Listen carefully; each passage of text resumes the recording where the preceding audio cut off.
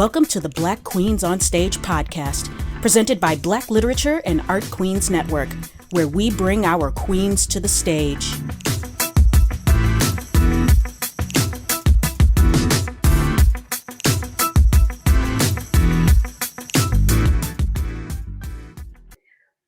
Welcome to the podcast where we honor and acknowledge Black women performers and discuss racial issues within Michigan performing venues. I'm Ashley M. Lyle, and welcome to the second season of Black Queens on Stage. I'm so excited to get this season started, and this episode, we're kicking this season off on a unique note. Now, I am joined today by a performer that's not originally or currently from Michigan, but she is a passionate activist and facilitator for anti-racism in the theater world. Please welcome activist, anti-racism consultant, educator, actor, and director, Nicole M. Brewer. Hi, Nicole. How are you today? Oh my goodness. Thank you so much for that introduction. I am well. Listen, I had to go over it and over it. I'm like, am I getting too much? Am I doing too little? Something's got to be right. This is Nicole Brewer. Don't screw up. Don't screw up. Right. Let's screw up. I feel like that is my hashtag screw up. That is how I show up in the world. So I deeply appreciate you. Well, and that's what you start off all of your classes with, is that you speak in draft, which I think is fantastic, because we're human. We are liable to mess something up at some point. As long as we take accountability for that mess up, go back and correct it. Come on with that word. So why don't you give our listeners your proper introduction? Tell us more about who you are, so that way our listeners know who I'm really speaking to. I am, I just that's such a loaded question for me, because which one of the identities do you kind of jump into and go down? But I guess I would say first and foremost, I'm a Black woman, the daughter of Black parents and Black ancestors, and just wanted to name that very deeply. As I don't know, the last few years I've been deepening my practice with remembering, inviting my ancestors along for my journey as well, in conjunction with the faith that I practice and my Christianity. And so it's where do these things connect? I would say too that born and raised in California, so repping Cali hard, a Howard graduate, so repping HBCUs, and just a theater maker, and the fullness of that in terms of directing and acting, educating, right, and facilitating for the industry. So I think those are, and I'm a caregiver. So I think those are the identities that I would want to lay out for the audience as I move through the world. That's beautiful. I love that. I really do love that. Now, please tell me, describe to me your style of acting. You know what? I would say as an actor, I'm trying to be as truthful as I possibly can in terms of the characters that I have the ability to embody. But I would say aesthetically, what kind of acting am I drawn to? I'm drawn to acting across difference, where people are unapologetically allowing themselves to meet the conditions of the character, if that makes sense. There's something about that you can feel, it's palpable. And it's not my brain, but my body responds to it. And so I endeavor to try to also, when I am acting, to create that for myself. And I find that for me, the only way in which I can do that is not starting my process from a lie, right? Not starting my process from some place of emptiness or having to strip away aspects of myself in order to get to where I need. But how do I show up in the fullness of me? And whichever one of these identities is most forward facing, how do I show up and excavate that more and not apologize for it, if that makes sense. Hmm. Yeah. Yeah, that clearly makes sense.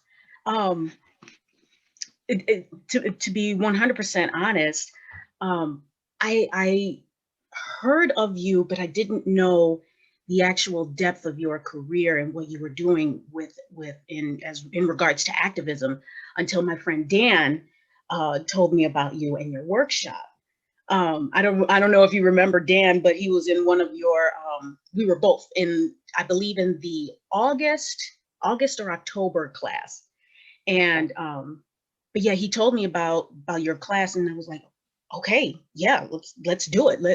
But by the time we first found out about you, your class was already full up, and every time we tried to check, it was already full. And we were like, damn it. So I just painstakingly stalked the Eventbrite page until I found a class, and I was like, Dan, we gotta sign up. It's open. Let's go. Let's go. So I love this so much.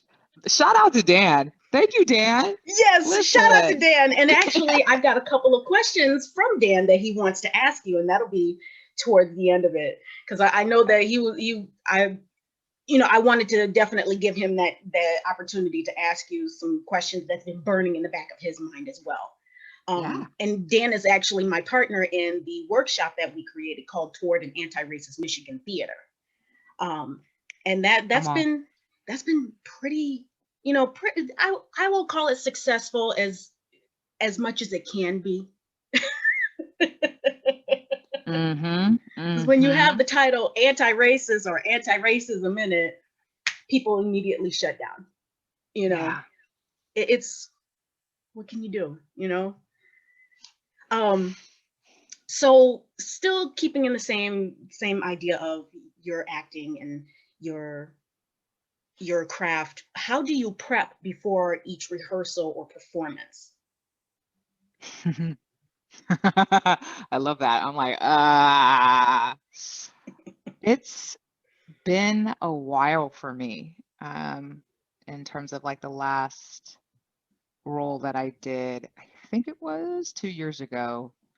Um, and that was a particular kind of piece that didn't have a traditional, a traditional rehearsal. So I would just say I don't know in that aspect, but I do know in terms of directing because I have done much more directing in the last few years. And that was not necessarily because I saw myself as a director, but I just loved theater so much. And after I had my first kid, I couldn't really keep up with that acting schedule, Mm. right? Like not only of the rehearsals, but also then the run became a bit much. And so I kind of slid into directing or whatever. And I would say, how I prepare for those spaces is to the best of my analysis at that time, because it's constantly shifting, evolving, and changing, and something else is emerging for me, is considering the impact of those bodies of people who are coming in to collaborate, right? Like really going, what does it mean to be in this space? Is that something that I can name? I mean, can I talk about the history of the location or the history of the school in relationship to racism or oppression? Can I be paying attention to um, the needs of the folks that are gathered in the room, like really paying attention to those nonverbal um, dialogues around whether people are exhausted or there something else is more pressing that we have to tend to possibly in the rehearsal space as a community or not. And really just having this invitation around allowing people to show up as best they possibly can and in choice about how they show up. If that's like, I'm thinking about like a practice of in terms of conscientious theater training and directing, I talk about shared meals and creating places for people to bring in food for us to share, and creating care kits and these types of like ways that I'm thinking about the human needs within this process. Um, so I spend a lot of time. I spend a lot of time doing that, and then I spend a lot of time thinking, how can I get people to get to this work that feels authentic for them, without causing more harm, especially if we're working on something and because of my Blackness and because of a lot of the material that comes my way in terms of directing, there's always some type of performance of trauma in it. So, Yeah. like, how am I talking very openly about that and asking people to constantly be negotiating what their needs may be in order to do this work and also get through the run of it? So, I would say that's how I show up as a director in terms of like pre thinking and then like creating the conditions in the space actually for people to tell me, right? So that I'm not too far gone in terms of paternalism and thinking that I have any kind of answer to what somebody's needs might be, but wanting to create the container where someone can share that. So how can you prepare uh, prepare yourself or prepare as an as a director um, to not go into that sector of trauma? Because I'll say for I'll say for me, um, I didn't go to college for acting. I learned from a private tutor, and he derived his work from the work of Eric Morris. And a lot of, not a lot, but one of the exercises that we practiced was getting that chance to actually tell somebody off. I can't remember the name of the exercise, but Hmm. getting the option to tell somebody off. And I had that option to do that with one of my fellow actors, and it didn't end well for me. It didn't end well for the person that I was imagining that was sitting in the chair. Hmm. So it's like, how can you really prepare or do a practice without jumping into trauma? Mm, come on with that. Because it's almost like trauma feels like it's something that just goes hand in hand with life. You're going to Yeah. experience some type of trauma, unfortunate as it is, you Yeah. know. So Yeah. it's like, why does it have to come up in your practice, you know? Hmm. But I don't know. I guess I'm speaking methodically. No, no, no. I'm just like, I mean, what you just said there about trauma and life, right? And how hand in hand they are. And I think that that's an absolutely true statement in the reality we find ourselves in, which is we find ourselves living in an oppressive society and we have an oppressive culture. We have a country that was founded on, you know, absolutely the commodification of body and labor and work, founded on being overly punitive, inhumane, um, lacking moral judgment. And that is so deeply embedded in right now, present day, Mhm. how we function. So I think you're absolutely right. Like these things are linked. I think too, in that, acknowledging that for me, it's like the wonderment of, I know that there is seventh generation thinking, and so I don't need to reinvent the wheel. But it's like really the wonderment for me around what is the work that I'm doing right now? How am I toiling in this very oppressive construct to create the conditions for that to not be true anymore? Like for this fact that you just stated, no longer to be true, and to no longer be true for a few generations, right? Like, oh no, we don't operate like that anymore, where life and trauma are inherently bound together. So I think for me that requires a lot of consciousness and around being in community with folks whose analysis is deeper than mine. Like we're aligned in terms of anti-racism, Mhm. but where they are in the journey and the work and where they are in terms of their expanse is further than I am. And so it offers me the opportunity of like, oh, this is a survivable event and this is what it looks like on this level. Um, and so to like, I don't know, keep giving me something to work for and work towards, not because it's trendy, but because it is healing. Mhm. And everything that I think that I am doing is healing me in terms of the work, right? Right. It's like, let's be clear. Some stuff is not. So then in the work, what kind of techniques have you learned in your career to get you where you are today? Ooh. I share with people that um, the work that I offer, right? So the conscientious theater training, which is a methodology for training people in theater that I developed and started about 10 years ago, and then I think was pretty solid around 7 years ago as something that I could share with other people. And then 2 years and some change, I added this anti-racist theater component to my work. So what I would say is I did a lot of like reading, not on purpose. It's just who I am as a human being. A lot of reading, a lot of watching, documentaries on like just random things that seemed interesting to me. And all of it was outside of theater. And then when I would hear an idea that made sense, and like someone's talking about science or someone's talking about agriculture or architecture, I would just make notes of it. And then I started to stitch these ideas together. Like, oh, okay, if it's working for this industry, then how would it work for the theater industry? Oh, I see how that's working there. Okay, great, great, great, great, great. Um, so created for myself, um, I think like stitched together a tapestry of ideas and wisdom and people already doing the work in different sectors, and then applied it to theater specifically, right? Knowing like my degrees are in acting, both of them. I'm a BFA in acting from Howard University, and I have an MFA in acting from a school in the Midwest. So I just had this analysis of like all of the places where I thought there was gaps, and then this kind of, I don't know, cross difference got put together to create the work that I show up with now.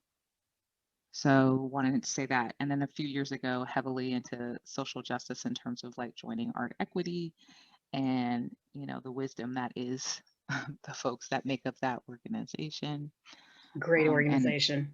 it's great. Oh my gosh, I love them so much. I took their everyday justice course. That was hella eye-opening.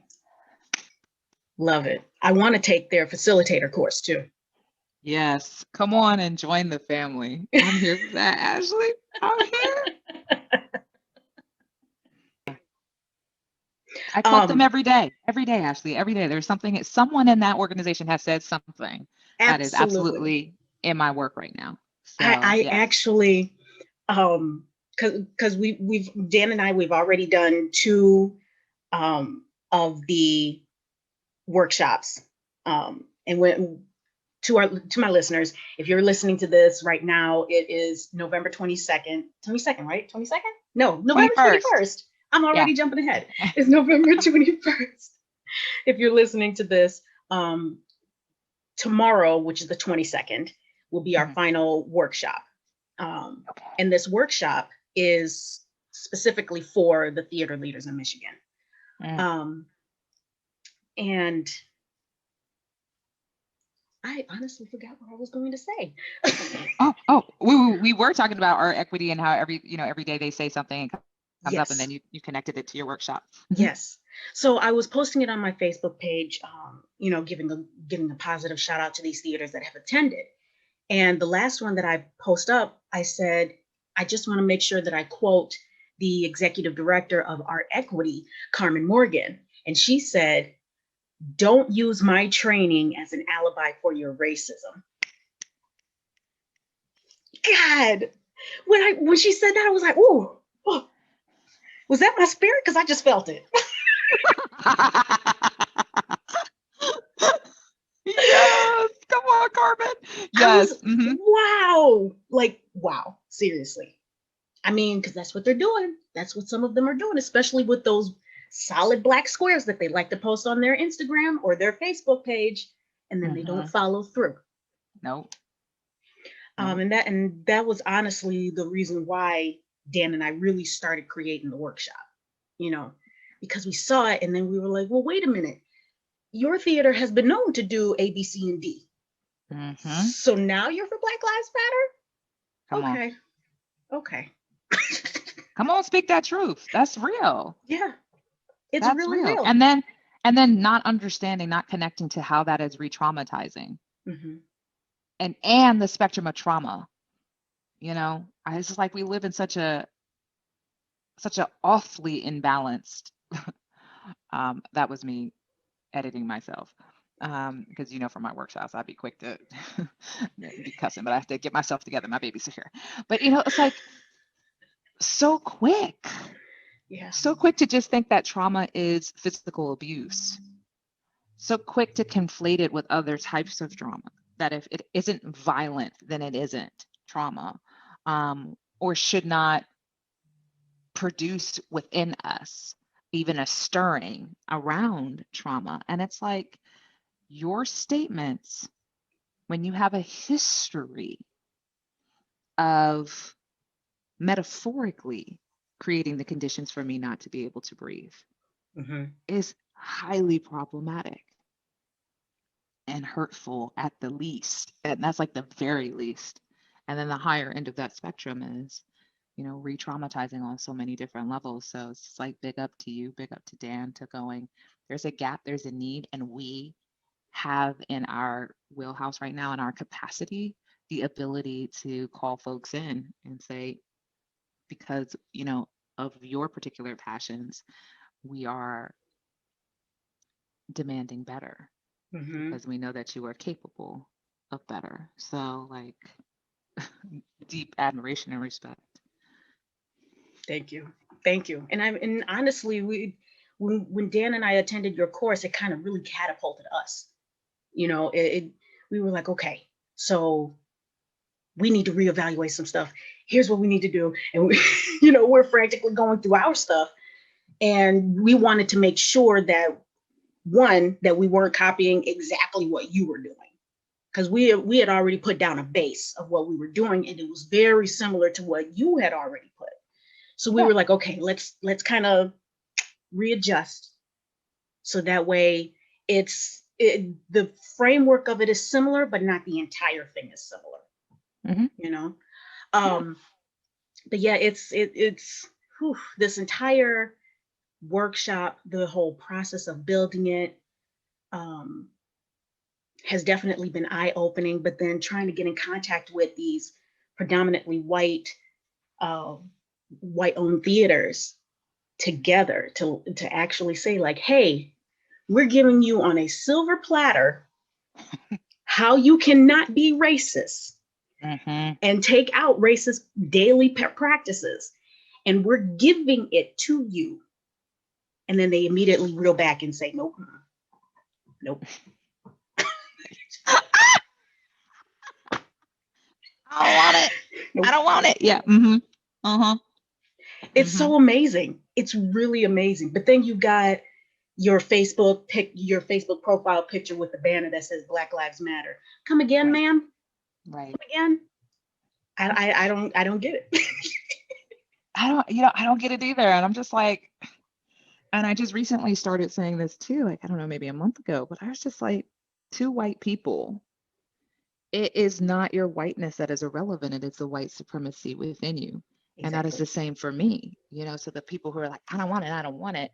For me, they fall in the category of people who are, oh, like, oh, my whiteness is under attack. And it's like, no one's attacking your whiteness. First of all, no one's attacking you, period. How about that? How about that? How about that?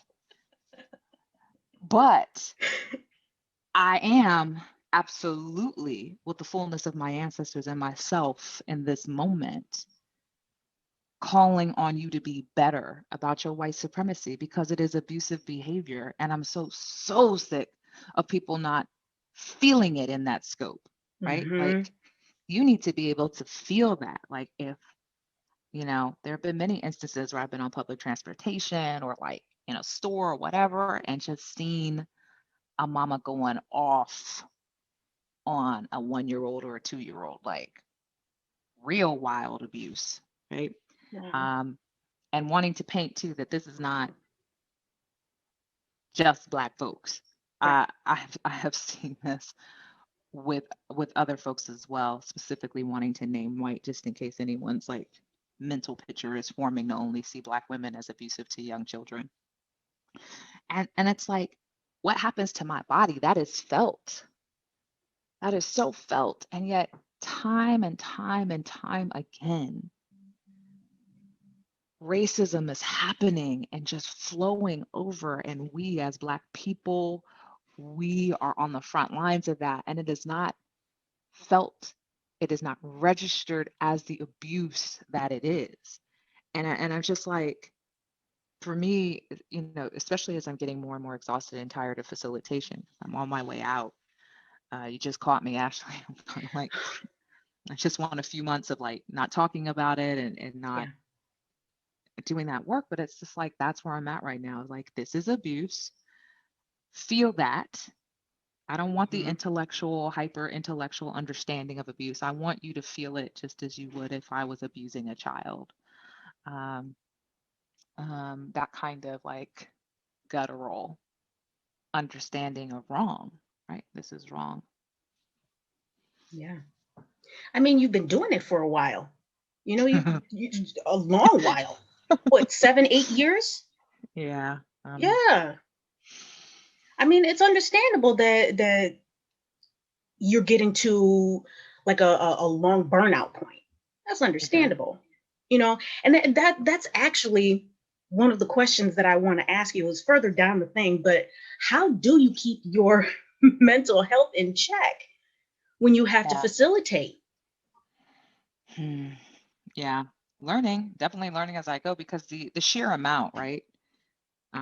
Prior to the summer, prior to more state sanctioned Black death, right? There were folks that were reaching out, but absolutely to the magnitude of the amount of calls and emails and reach out, like many facilitators are experiencing right now, is just wild. And I would liken that to the, Me Too movement, Hmm, also started by a Black woman and appropriated by whiteness in Hollywood, right? Of just like man. that emergence of Harvey Weinstein and other sexual predators, the hashtag Me Too, the adoption of like a celebrity endorsement, and then the emergence of theatrical intimacy direction, right, which had already been around, but Hmm. they had that container, and so it just everybody wanted it, all this language, and like that is where I'm at right now, of like this rocket ship of acknowledgement or whatever has created for me um, a deep kind of burnout because I'm not doing the other things that I was doing. So, like before, Ashley, I would direct and I was facilitating, or I would direct, facilitate, and someone who already knows that I can act would ask me to act in something, and I go, oh, okay, yeah, I can do that. I can't do that, right? So, there were many ways in which I was showing up. One, as a practitioner doing the work, not having to explain it to anybody else, and then someone who's being hired to like kind of outside. Let me show you this. Let me share this framework with you. Let me hold space for you. Let me hold space for this harm. And now it's just like no directing, right? So I haven't directed anything since the beginning of the year. That show opened at the top of February. And I definitely haven't acted in anything. The only thing that I have been doing is teaching and facilitating anti-racist theater stuff. And so like I'm I'm burnt out of that, but I'm not burnt out of the work in terms of Right, liberation and how that shows up. right. I'm honestly surprised that you for December. So December's coming up. I'm surprised that you didn't take that entire month off. Honestly. I know. I know. I'm trying to work on that for January though. Right. Hey, do it. Do it. Do it. Take that time for you. You know, take that time for you. That's honestly what Dan and I were talking about because creating this entire process and then now we're doing it in November.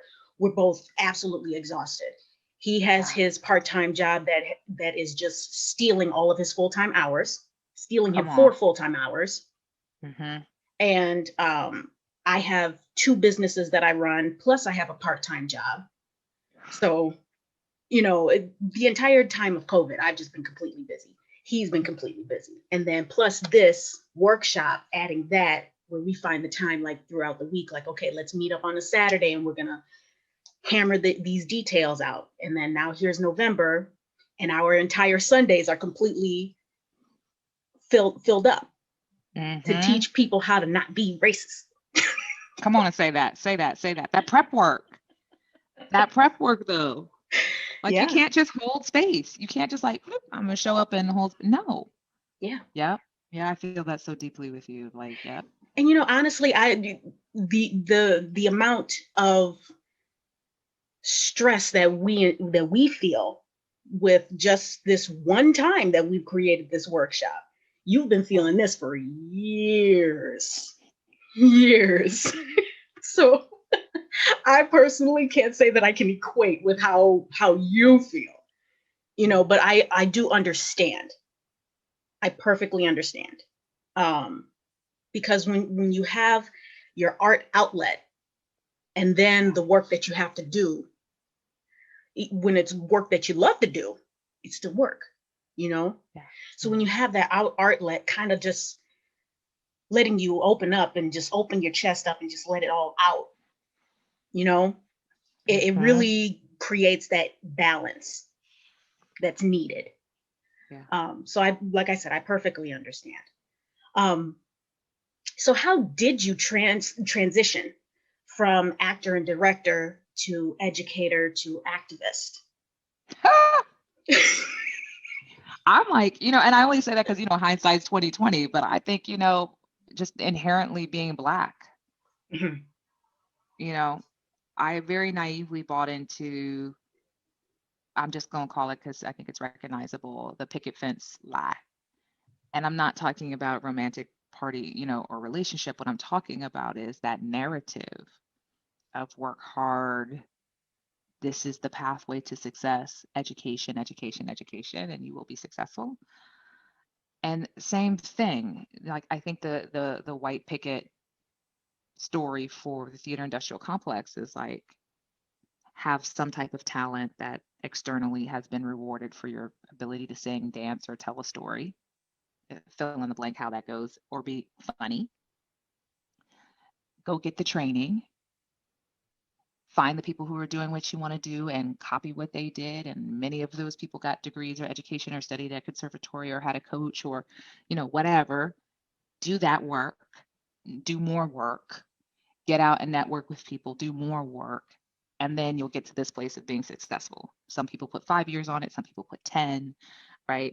On how long you'll have to do it, but then you will emerge on the other side. Okay. But, I'm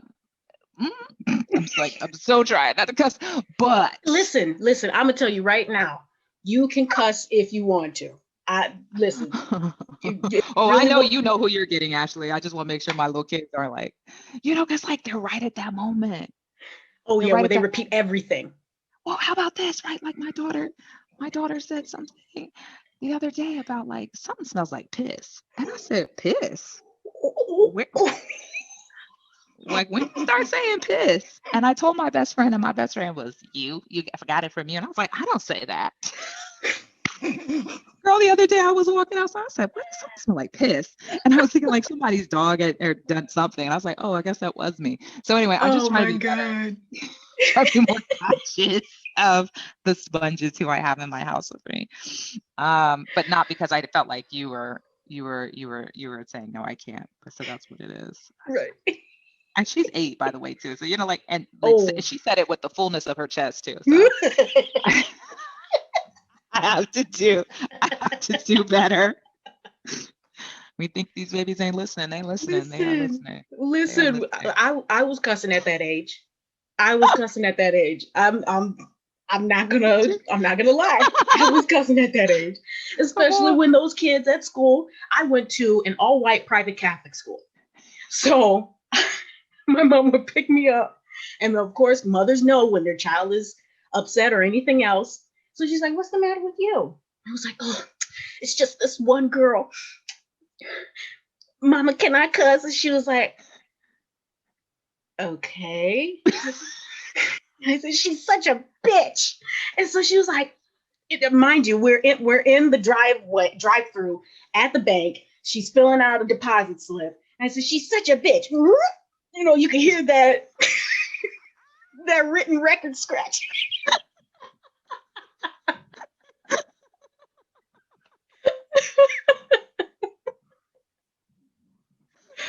Oh my gosh. Oh, Yep. they repeat everything. They repeat everything. And then my mother looked at me like, where did you learn to speak like that? And I was like, I heard you say it. And my mother does not hold her tongue. She never has and never will. So for me at that age, to know it, like, I get it from my mama. Oh my God. Yep. Yep. Yep. Oh God. Shout out to all the mamas out there that are blindsided by our children's realness. How about that? Because that's exactly me like, what? Hilarious. But I get it. I totally get it. Oh, I love it so much. I love it so much. I don't even know what the question was. I got off on that whole. Okay. Oh, the question was, how did you transition from actor and director to educator to activist? Oh yeah, thank you for that. Mhm. Bringing me back, setting it back. Yeah. So like buying into that narrative, right, of what I had to do, and I did it. I mean, I got my degrees and I wasn't working. Mm. And something had to give. Either I wasn't as talented or capable of doing this work, which I just refused to believe, or something was actually wrong with the container in which I was being asked to do my work and the limitations that were put on me, right? Because of the darkness of my skin, the height of my body, the thickness of my waist, and what I was seen as able to do, you know? I mean, I even remember going into a casting agency here in Washington, D.C., where the woman, a white woman, short, petite, thin white woman said to me, um, you're not you're not fat enough to be cast as this, and you're not thin enough. I mean, like, this is what she said. You're not thin enough for this, so I don't really know how we would get you work. And I mean, this is me like, I think I'm 20, 21, size 12 or 14, right? Like healthy for me. And just the kind of internalizing that of like, oh my God, there's no place for me, right? Wow. Um, and so I had to do other things. I was Yeah. never going to make it in this industry. This industry is actually not set up for me to make it in this industry as just an actor. And I think even the people who are making millions of dollars, like I think about Angela Bassett and the foray into producing, like I just don't think that's accidental. I think, yes, there may be more agency in terms of like the work that you're doing, but I think that this industry demands that we do more if we want to stay in it. So for me, my particular gifts or places where you were talking about my heart's work, but it's still work. A line is around education. I love teaching adults. I want to be real specific because I have been a substitute teacher and I have been a high school teacher and a junior high teacher as well. So I love teaching adults or near adults because high school kids rock as well. But my spirit is not aligned with little babies. And so I just put that out there. God bless the folks who teach the young ones because that is not me. Um, and I think the direction of it came around like how many stories that I've seen, Ashley, where I just felt like it was stale. It was stale storytelling. They could have done more to been inviting or inventive or even tell stories in a way that felt um, like it was speaking to my racial experience as like Black people and how we never bought into the fourth wall. I think specifically, in terms of African American, that just constant talking throughout a story is because we are so into the story, right? So drawn into it, a part of it. It doesn't exist as something that's way out there. It exists in the moment with us, and we are a part of it as well. So like I think the directing part of me is just sitting and going, ugh, I'm bored by this.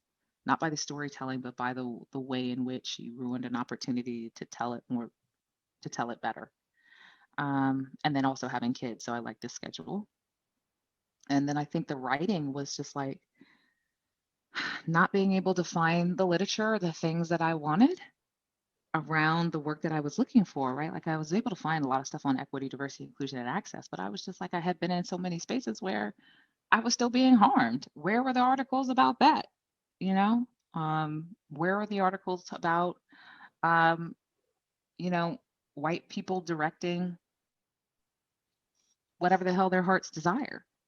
And if I'm lucky, um, may get hired to direct a Black piece, you know? So it was like these kinds of things that led me to write. Um, and actually I was burnt out of writing as well, but now there's some hunkering in me of like wanting to come back and talk a little bit more too around just anti-Blackness in our industry. And again, the just like spectrum of that, because I'm noticing a lot of people just leaning towards the violent aspect of anti-Blackness with no awareness of like the day-to-day nuance of how that shows up in their practice, like Black Box on Instagram. And they see that as, oh no, I'm in solidarity with. You are not. That it, for me, without the history, without the work, without the acts, without the intention to shift and change, is a form of anti-Blackness. When you put those statements up, and you've never considered my well-being a moment in your organizational life, nor will you consider it after this wave has passed. There will still be plenty of people that are writing the liberatory movement, but there will be a drop off, a sharp drop off when the next, you know, injustice captures the attention of white people. I just have to name them because it's the white people um, who hold incredible influence.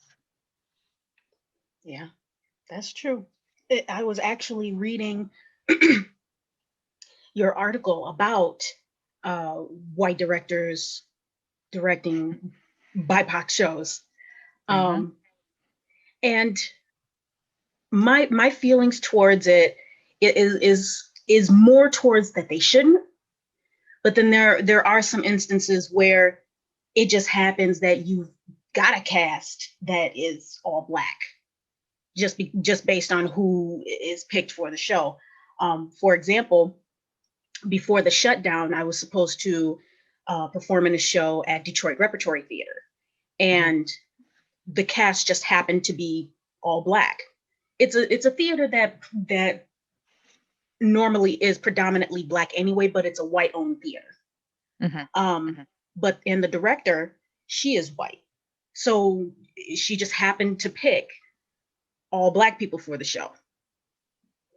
Um, and there were things that me and one of the other employees that works there, we both had to clue her in, like, okay, like, because you have a Black woman playing in this role, the nuance completely changes. Like there's one line in there that's where I have to say February is a shit month anyway, Ooh. but February is not a shit month to me because Mm-hmm. I'm on that stage as a full ass Black woman. That's right. You know, the script itself was written in the context of whiteness, Mm-hmm. but you got me as this Black woman, as light skinned as I am.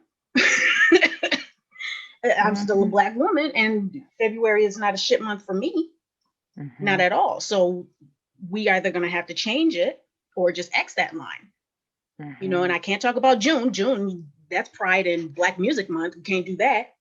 Can't Come do on. Kwanzaa or December either because that has Kwanzaa in it. Come on. I just found out that August is Black Entrepreneurial Month. So That's right. Come on. Come on. we're taking all the months. Mm-hmm. Mm-hmm.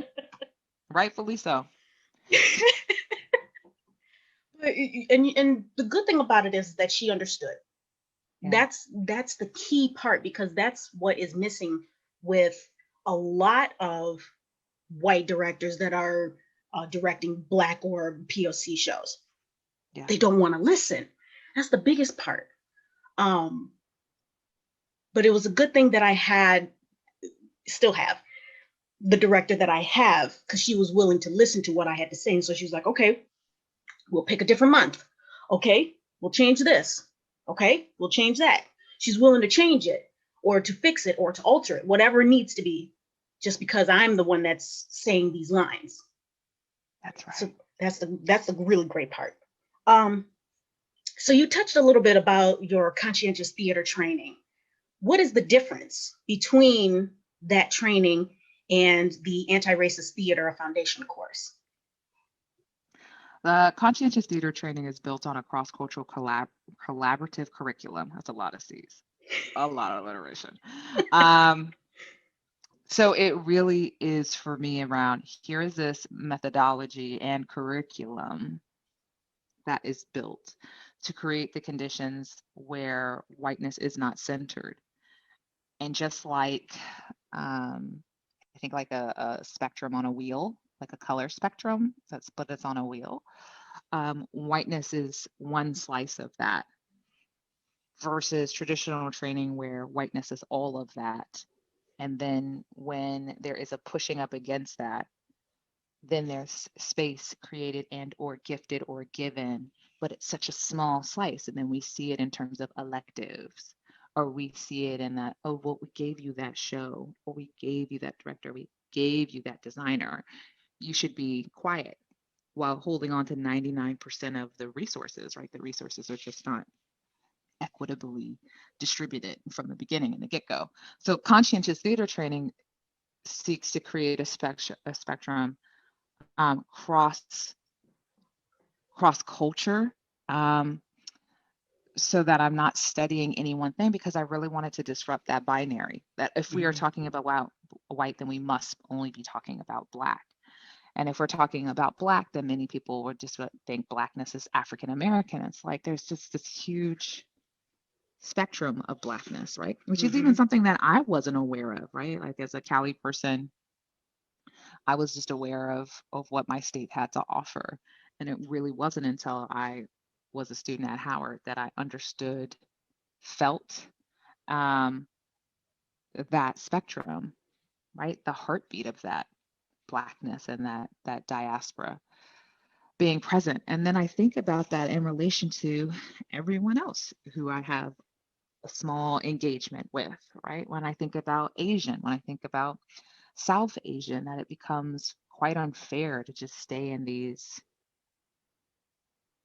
I don't know, gray general tropes of people's identities. And it's like, why can't we get specific? Why can't we study concepts and ideas? So that's conscientious theater training. Anti-racism or anti-racist theater came about because we weren't naming racism enough for me. Mhm. We skirting all around it, right? But it was still very much present, still very much centered in even the equity, diversity, inclusion, and access committees and forums and places that could be completely dedicated to quote unquote equity and diversity and being anti-racist, but have no policy, no interrogation around their hiring practices, and so therefore hire a racist person into a position that doesn't have quick turnover. Like for example, um, or continues to give work to white people, or or entertains this notion. Remember when white people were like, "Oh no, I'm losing all this work. I can't possibly, like y'all are overhired." Trust me when I say you're not losing anything. I mean, it's like Mhm. Beyonce fucking losing $1,000 and complaining about it. Get out of here. That that's nothing for you. You know what I mean? Oh my God, I lost $1,000. What? Where? You probably because your money is so imbalanced, she probably don't even know when Right. she's lost thousands of dollars. And that's like what I equate to the white people who are like, oh my God, we're losing work, or I have friends who aren't working or whatever. And it's like, y'all, Y'all It's analysis interesting. needs some tweaking. It's It's interesting to use Beyonce as, as an example. she better not ever. Okay. Like, listen, big up Beyonce. I hope you're listening to this podcast, but boo, let's be real. Oh, if If you Beyonce was listening to this, I'd faint. come on, I would faint.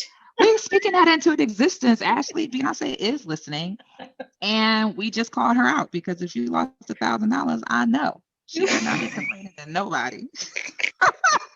Where is my $1,000? I demand receipts. So that kind of thing. So that's like, that was the need for the anti-racism. And that is the difference for me too, is like, I am specifically talking about anti-racist practice within the theater industrial complex. I am also then offering people these guiding principles of harm reduction, harm prevention, and relationship repair as active strategies, active tools to make sure that they are in this embodied practice of anti-racism. And, I would say, even though it didn't develop in that order, that anti-racist theater is the larger thing, right? Mhm. And conscientious theater training is just one like spoke of that. That work, and it is deeply connected through my desire to really meet human needs, right? To center relational being with people versus seeing people as transactional, which is what I feel like our industry does. It like sees you for your worth, right? Like, well, Mhm. who are you connected to? What can you do for me? Yes or no, instead of going, who is this human being? What is this relationship that we could be building and or with each other engaged with? And then can I understand the various levels of relationship, um, and make sure that I'm engaging in relationships that feel nutritious to me as well, right? And everything doesn't have to be about the commodification of the relationship. I think the financial commodification of the relationship. So that's the difference for me, that anti-racism is this container. Let's talk about the racism. Let's name racism as given. And let's also then engage in how we all show up for whatever our work is in it to do our anti-racist practice, right? And stop waiting for perfection, because that ain't coming.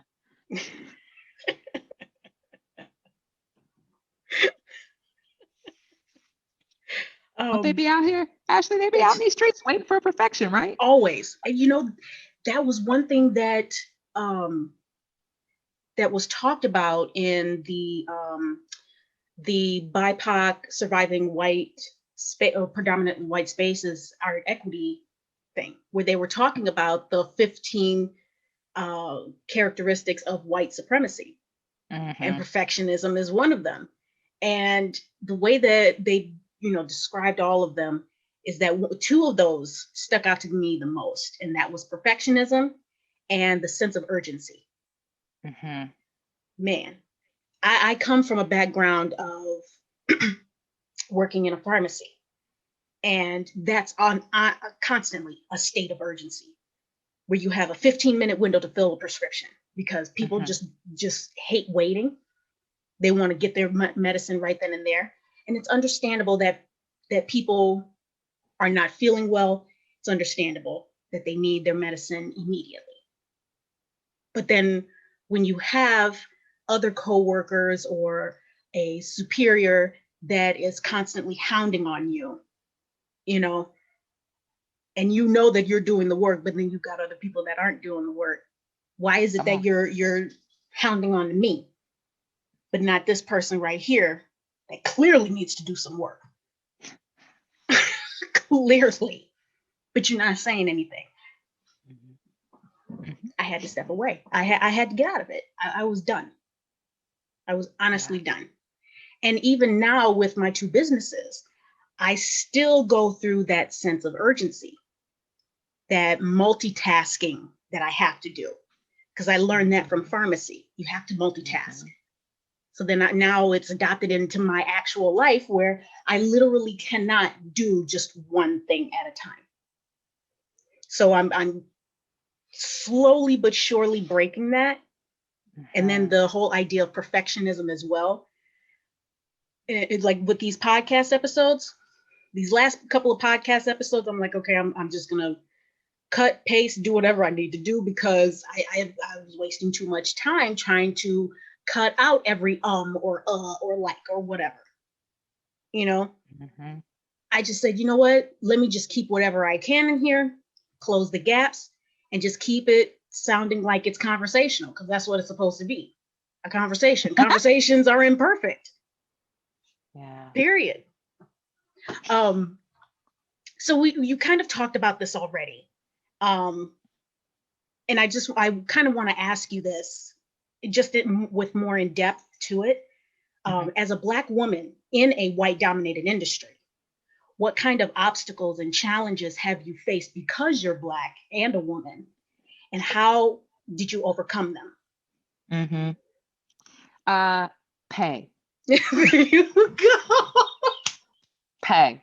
That's if I say nothing else. PAY. These folks, Man. Ashley. I mean, these folks be playing all kinds of games. Okay, Yeah. from sliding into my appointment calendar where I give like free 20-minute consultations with folks. I'm gonna figure out how I can lessen that to 15.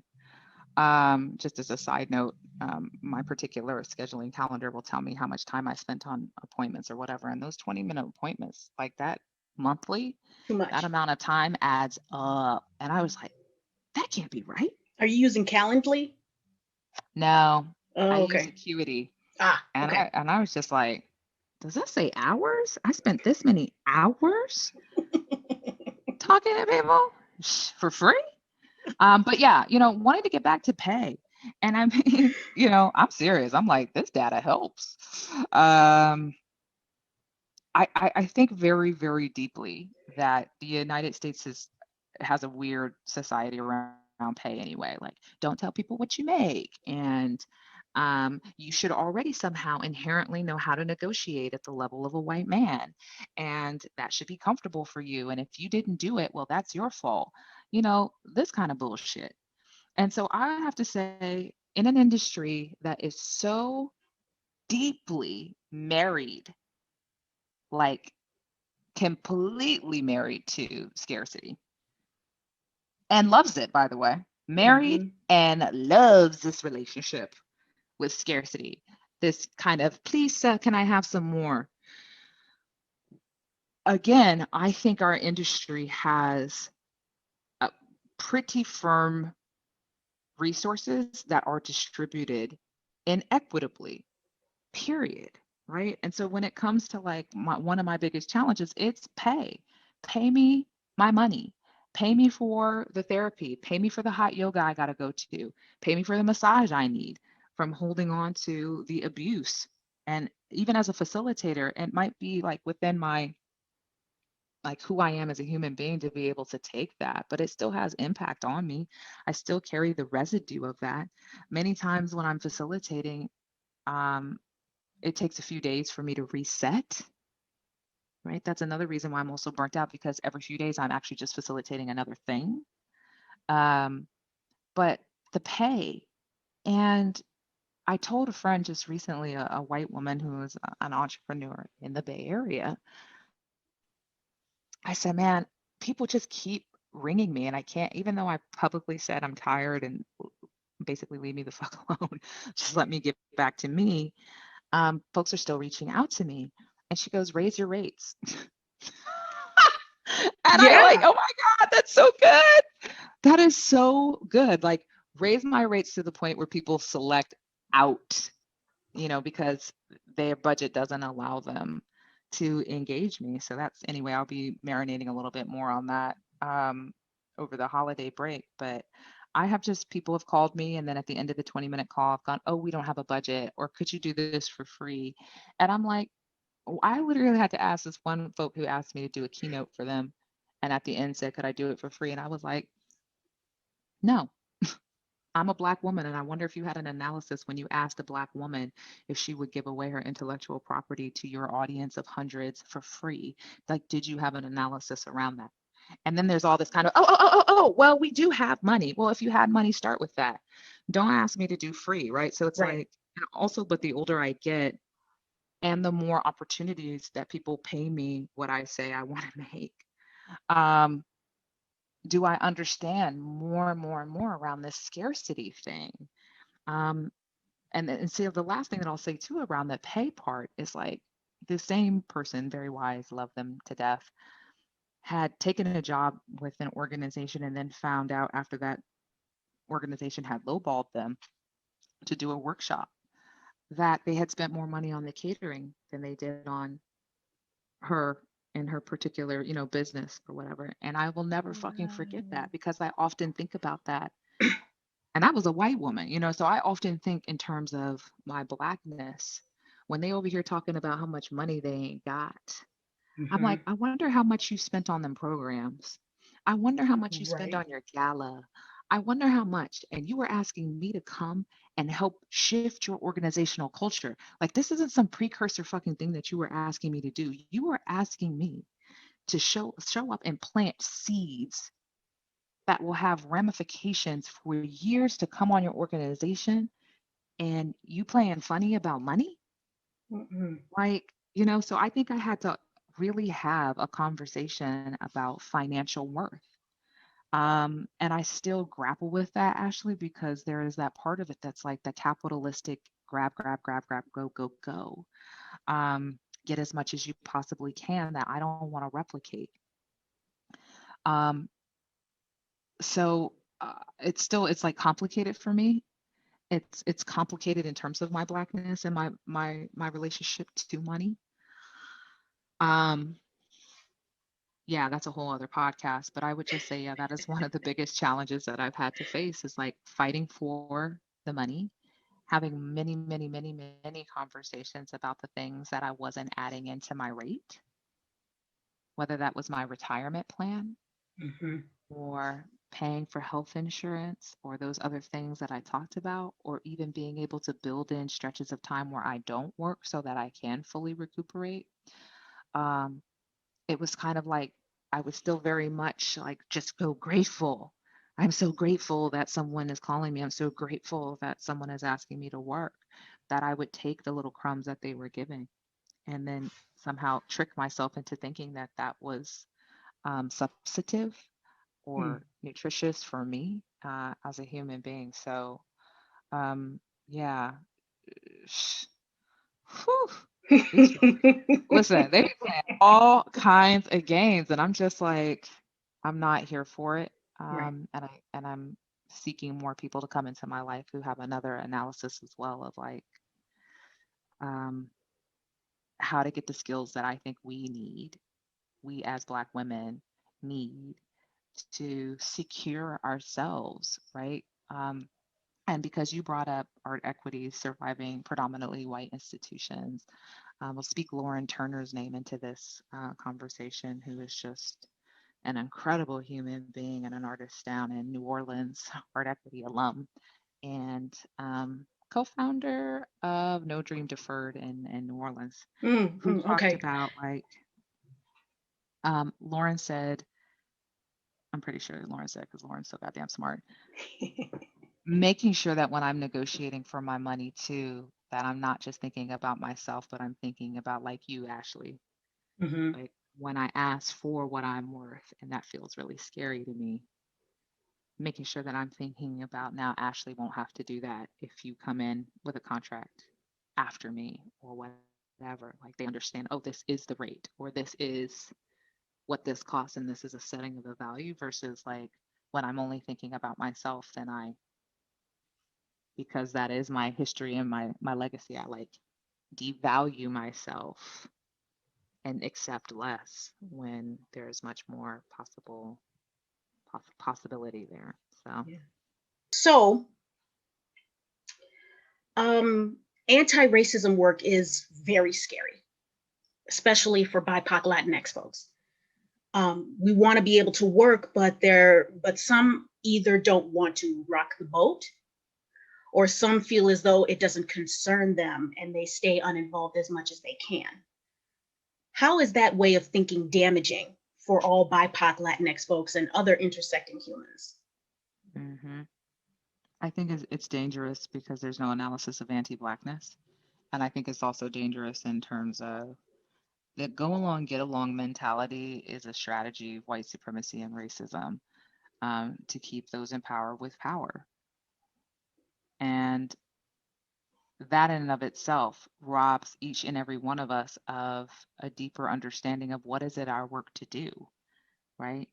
Um, I remember laughing at the all skin folk ain't kin folk, statement, Right. but I'm actually, when I sit with it, deeply bothered by that. And so that is something that you'll hear me say often is like, we all have our work to do. It's not the same, but we all have our work to do. And my access and privilege in terms of like having gone to Howard and worked at Howard there too has created a space for me to really intimately understand how Black people harm Black people. And I want to do more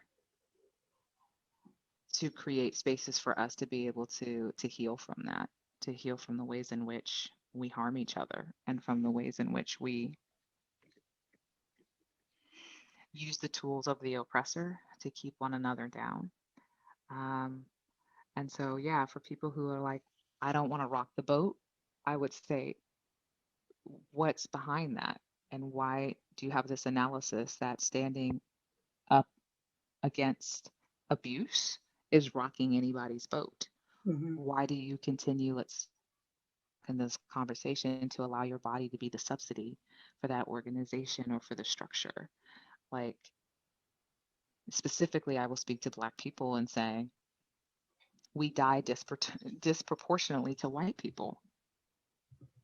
And when I saw that, like that study around, it doesn't even matter if you have Beyonce, Oprah money, statistically, you will still die sooner than a white person. I was like, no one can't tell me nothing that is not attached to our particular day-to-day experience with racism and the Hmm. ways that we hold it, right? And so I want to create conditions where we can let it come through us and out of us. And when it comes out, it is not taking years of our life with it. Um, we've got to be around to continue to tend to our own communities.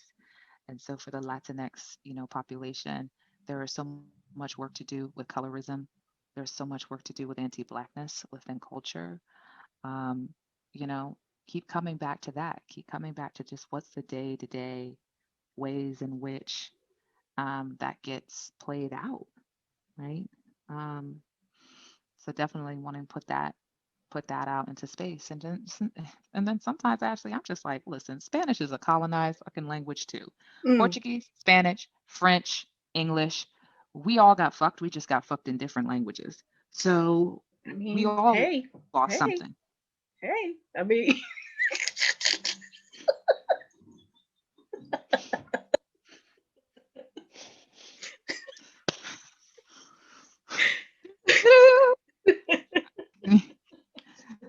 We as a people are quite resilient, so we took what we had and we worked with it. But I'm just like, don't play these games with me. right, right. I was actually reading up an article of like what is the difference between being Latinx and being Hispanic. Because I always heard the two, and I've always heard it being interchangeable, but it didn't sound right. Like, Hmm. how can how does Latinx equate to Hispanic? Why are they interchangeable? Um, but with being Hispanic, somebody that is Spanish from the country Spain could be Hispanic, but they can't be Latinx. Hmm. Somebody that is from, I want to say, Brazil, they can be Latinx, but not Hispanic. And the reason for that is because I believe in Brazil, their main language is Portuguese. Hmm. So I just found that really interesting, you know? Hmm. So it's really interesting to hear when, like, I keep CNN on. I keep it on because actually, Uh-huh. let me rephrase that. The entire time during the election, like that whole week and a half during the election time, I did not Yeah. have it on. I buried my nose in my work because I just couldn't. I could not. Yeah. Yeah. And then that Saturday when they declared that Biden was the winner, I was like, okay. Whew. Okay. Come on. It was like a collective breath, like, so, yeah. But yeah. I hear Latinx and Hispanic interchanged all the time. So it's like, okay, what is that person's country of origin? They may be a white person that is from a Spanish speaking culture or country, but what is their actual, where are they actually from? Are they from Spain, or are they from Mexico, or are they from Cuba, or where, so yeah.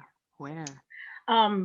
So according to your interview on Variety's podcast Stagecraft, when talking about the urgency of the Black Lives Matter movement and its resurgence, you mentioned that things happen in stages and that it's okay that the urgency dies down because it'll come back up. Would you say that urgency in the theater community is gone, paused, or still continuing? I think that particular type of energy is gone. It's dissipated. And with that, there's just another type of energy. And I mean, even seasonally, right? Like, it's just another kind of energy that is rolling through. And I still think it's very much still pointed towards justice. But I think what was happening was a whole shit ton of harm was happening through that urgency. People were just like us talking about these statements or blackening out your social media feed. Like that comes from a sense of panic, a sense of urgency, a sense of I have to do right now. And what happens is you take away the space and the pause for the analysis, for the reflection, for who does this benefit, who does this harm, who does this center, who does this uplift, who does this leave out? Like it's just like I gotta do this thing right here, right? And so now it feels like because you can't sustain that kind of energy, it has gone to another place. And where we're at feels more reflective, not without harm, but feels more reflective. And as you were saying, Ashley, about the director that you were working with on that play, feels like listening is happening more deeply. Still within the harm, but like people are listening and they are shifting and changing. At least that has been, if I'm speaking from my experience, even on these phone calls of like pressing. We need you now, right? And me going, ha ha ha ha ha. I cannot, right? To to people going, we'll need you in the future, and here's the work that we're doing in the meantime. Or me explaining something to folks and they're like, oh yeah, for sure, we've seen that played out here as well, and this is the ways in which we're countering it. Is really interesting to me versus the rawness of the urgency of the summer.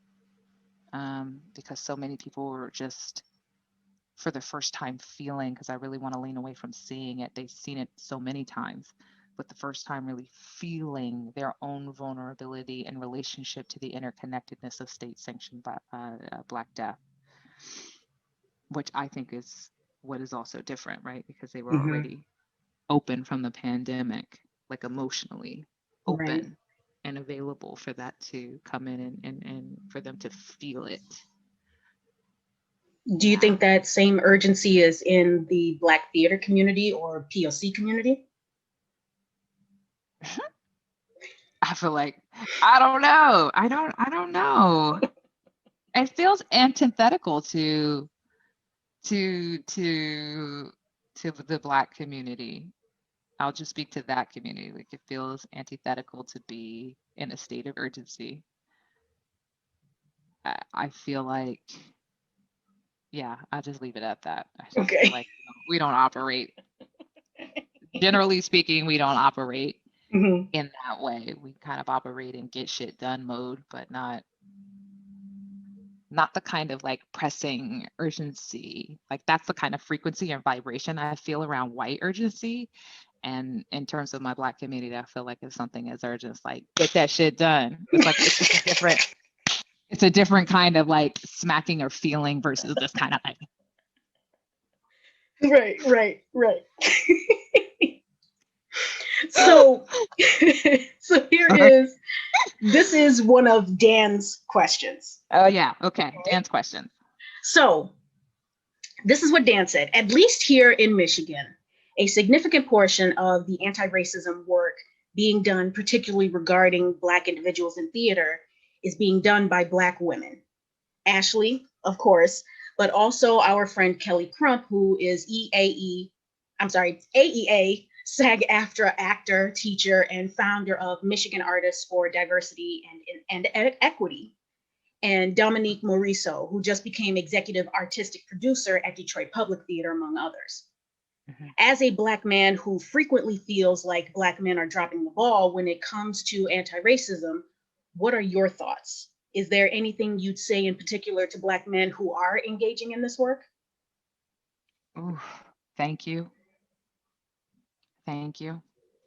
That's I think in terms of just the analysis of the Black male body and already seen as a threat from childhood, to then be talking about something this tender and holding space for people in that way is nothing short for me than an act of courage.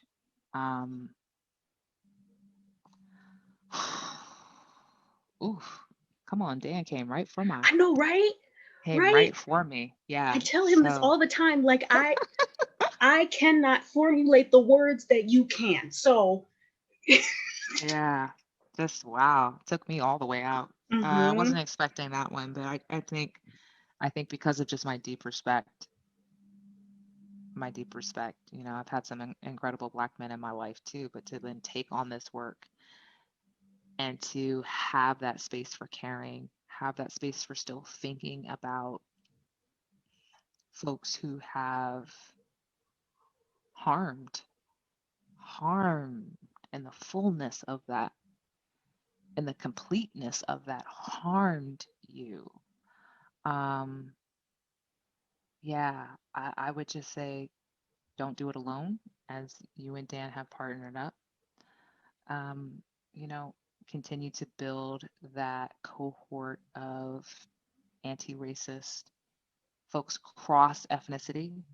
Like, who are those white people that you can hold space with? Who are those Latinx people who you can hold space with? Who are those Middle Eastern people? Who are those Asian, South Asian, right? Like, who are those people who can name a thing when it happens? Um, yeah, those are like some of the big pointers of just like not holding space alone and then doing whatever it is that you need to do to reconnect to yourself, and also like not feeling like you have to be in a space that even if you took the money, and this is wisdom that came from Daniel Banks, which I appreciate so deeply.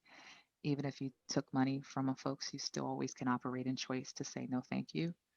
There are things that are happening that I'm not going to be able to show up and hold this space for you. And I'm wanting to name Adrienne Marie Brown as well, in terms of believing in the possibility of somebody's transformation. Like, just wanting to uphold that we don't have to be a part of everybody's transformation. We can relinquish that space to someone else who can. So, ooh, Dan. I know, right? This is why I enjoy working with him so much. This is why. This is exactly why.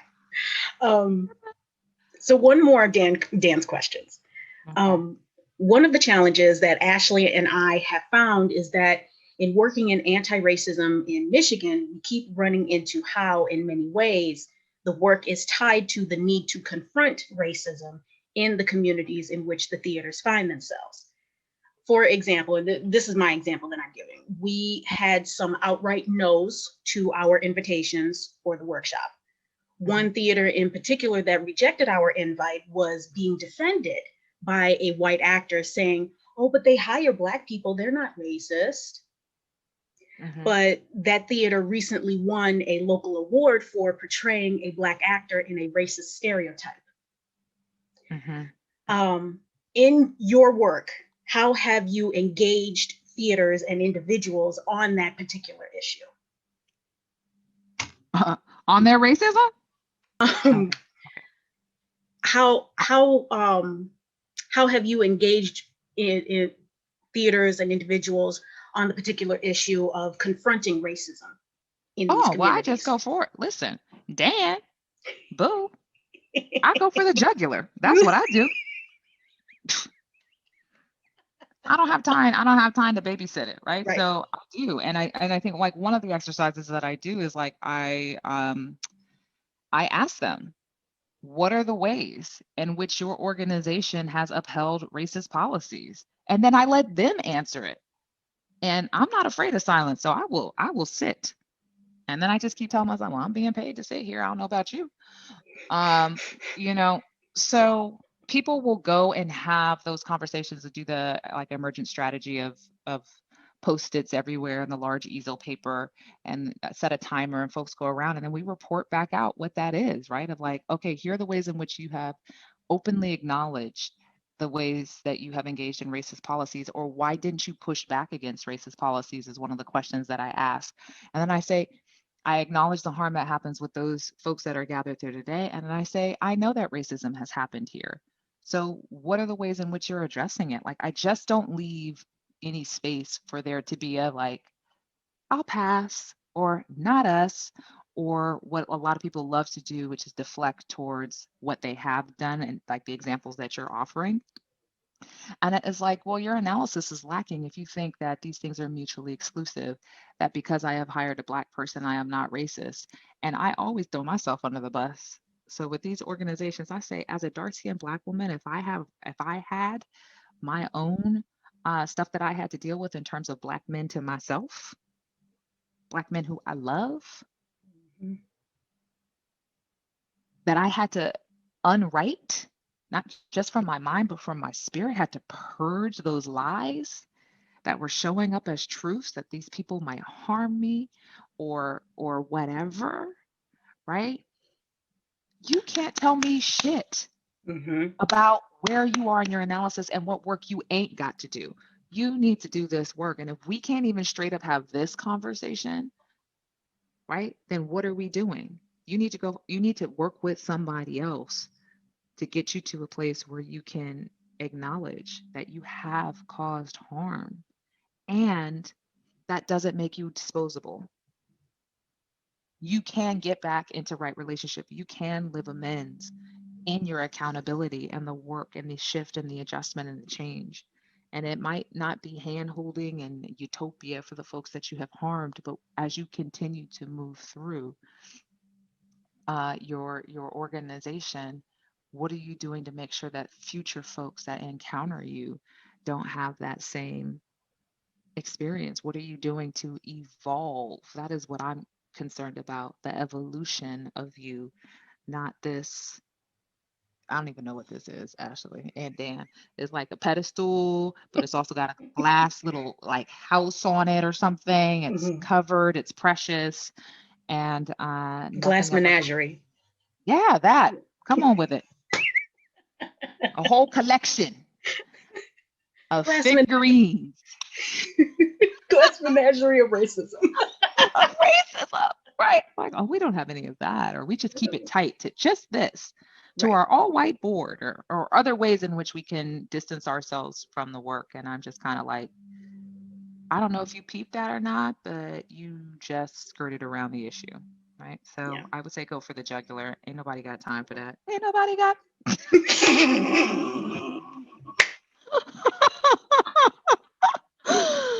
Oh my God. um,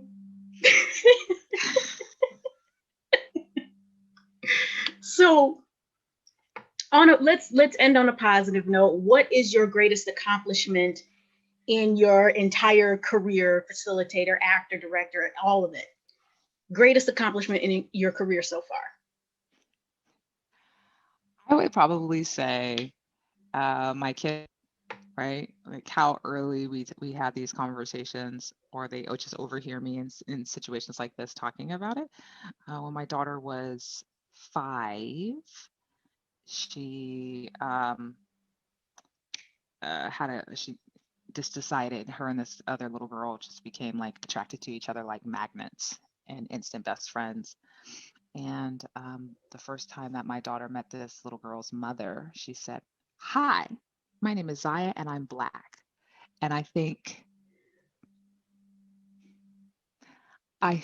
my daughter being able to say that at such a young age is creating the conditions for her to be able to claim it and to be proud of herself in a way that I often felt shamed for my Blackness and my kinky hair and my, don't spend too much time in the sun because you don't want to get darker, because I knew that was going to, elicit ridicule. Yeah. And, just big shout out to Spike Lee and that movie on Netflix where the two Black scientists, like kids, are like, "I love you, Black boy. I love you, Black girl." And like I say that to my kids as well. And they say, "I love you, Black woman." And it's like, that is what is my greatest accomplishment, is that I hope for my children modeling that our Blackness is never anything to be ashamed about. Mm-hmm. And that is our light. That is our experience. And also our strength and our resilience lies embedded within our Blackness, right? So how do we embrace that fully? And I think if I hadn't had the opportunity to do all this work and to, through that, right, heal a little bit every time, I'm not sure that I would have been able to show up and be the mom that I am, in my imperfection for my kids. So that is what I'm most proud about. That's beautiful. That's really beautiful. Now, is there anything that you want to promote, like any social media or a website? So listen, my spirit first said, no, I'm taking a break. But I Take will your say, break. I'm Take gonna your take my break break. and visit the website. There you go. There you go. which is my name, NicoleMBrewer.com. And it's updated. I have a support team now, so it gets updated pretty regularly about what I'm up to in the world and doing. And there is some social media as well, Instagram, Anti-Racist Theater, and Conscientious Theater Training on Facebook is the page. So thank you for the offer for me to do the thing that Yes. I hate doing, Ashley. Hey, I hear you on that. I hate promoting myself, but I mean, I'm a businesswoman times two, and it's annoying, but I have to do it. You do. But thank you for spending this time with me. I cannot begin to tell you how much of an honor this was for me. I truly feel blessed. I feel all the things. I feel them up and down, vibrating throughout my body. I feel it all. So I appreciate you so much. Please keep being you. Please keep doing the work that you're doing, because it is definitely needed. They need us Black women, as we just saw in this past election, period. So Come on. A word. Mm-hmm. yes, thank you so much. I really do Thank you. appreciate it. Thank you, Ashley. And my love to Dan. Thank you so much. We love you, Dan.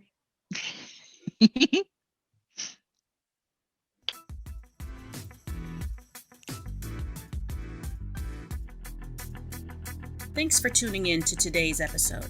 You can find Black Queens on Stage podcast and Black Literature and Art Queens Network at blackqueensonstage.com and blaqn.org. Follow me on Instagram at BLAQN Show Michigan, on Facebook at BLAQ Show Michigan, and on Twitter at BLAQNMI. You can find all this info in the show notes. Please rate the show and leave a review on Apple Podcast or on Podbean to let me know what you think of the show. Thanks again. Until next time.